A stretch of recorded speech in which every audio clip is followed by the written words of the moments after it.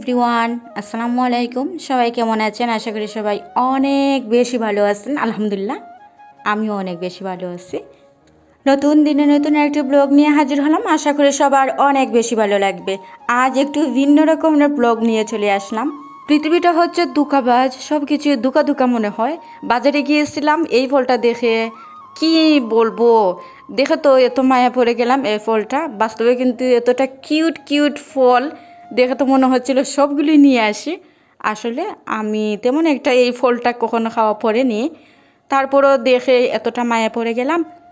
তো আমি জিজ্ঞেস করলাম ওনাদেরকে যে এই ফলের নাম কি, ওনারা বলতে পারছিলেন না আমাকে।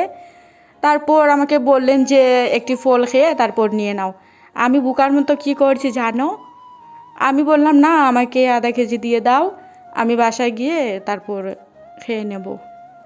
আমি তো আবার ফ্রি জিনিস খেতে পারি না। তো নিয়ে আসলাম বাসাতে নিয়ে আসার পর মুখে দিয়ে আমি তো পুরোটাই অবাক হয়ে গেলাম।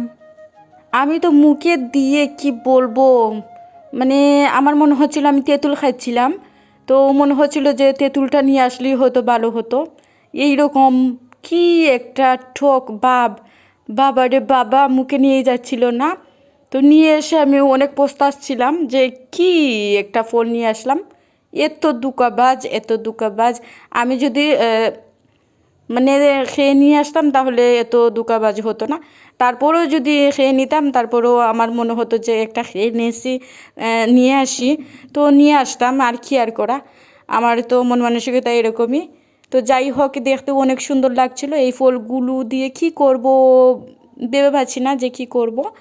আচ্ছা যাই হোক, যেটা করার করে নেব। এদিকে আমাকে এত মানুষের চেনে, আমি তো জানতামই না যে আমাকে এত মানুষের চিনে। আমি যখনই বের হই, আমি আসলে এই পাড়ার মানুষকে এত বেশি চিনি না। আমি আজ প্রথম মানে একটি বিয়ের দাওয়াতে পেয়ে গেলাম। মানে পাড়া প্রতিবেশী, ওনাকে আমি দেখে চিনিনি। আমার মনে হচ্ছিল যে উনি ভুলবশত আমার বাসাতে এসেছেন, ওনাকে কখনো আমার দেখা হয়নি। তো আমি তাকিয়ে রয়েছিলাম ওনার দিকে যে কার্ড আমাকে দিচ্ছেন, হয়তো ভুল করে আমাকে দিচ্ছেন হয়তো। তো উনি আমাকে বললেন যে আমার দিকে এরকম তাকাচ্ছ কেন। তো আমি মানে কি বলবো, কি একটা অবস্থা। তারপর আমি হাতে নিলাম, মনে হচ্ছিল যে উনি হয়তো আমাকে চিনেন, সেজন্য আমাকে কার্ড দিতে আসলেন। তো ওনাকে আমি কখনো দেখিনি, মানে চিনিও না। যাই হোক, তো এই যে আমার সামনেই একটি বিয়ে বাড়ি, মানে আমাকে যে কার্ড দেওয়া হয়েছিল, বিয়েতে তো যাবই না। মনে মনে চিন্তা করলাম যে ওনাদের বাসাটা একটু দেখে আসি, কখনো তো ওনাদের বাসায় যাওয়া পড়বে না। তো বিয়ের উপলক্ষে দেখে আসি গিয়ে, যেহেতু আমাদেরকে দাওয়াত দিয়েছেন। তো আমরা চলে গেলাম, আমি আমার বড় আপুকে নিয়ে।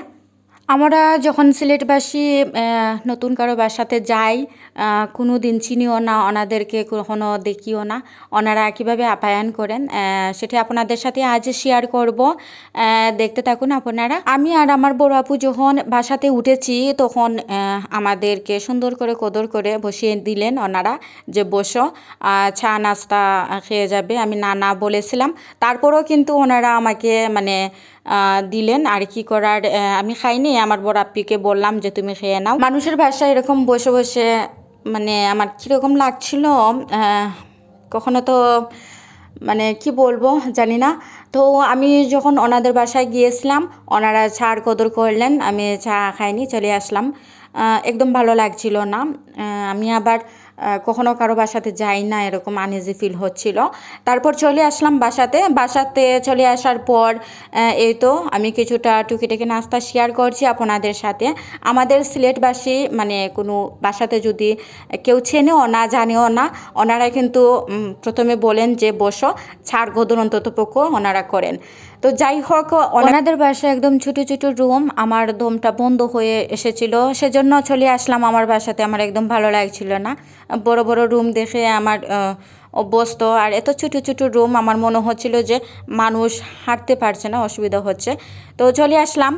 তো চলে আসার পর এই যে কিছুটা নিমকি আমি তৈরি করি। ভিডিওটি এ পর্যায়ে সবাই ভালো থাকবেন, সুস্থ থাকবেন। আর প্লিজ আরেকটি কথা মনে করে দিচ্ছি, আপনারা লাইক দিয়ে আমার ভিডিওটি দেখবেন, আর ভালো লেগে থাকলে ফ্যামিলির মেম্বারের কাছে শেয়ার করে দেবেন। আর যদি চ্যানেলে নতুন হলে চ্যানেলটা সাবস্ক্রাইব করে রাখবেন। ভিডিওটি এ পর্যায়ে, খুদা হাফিজ।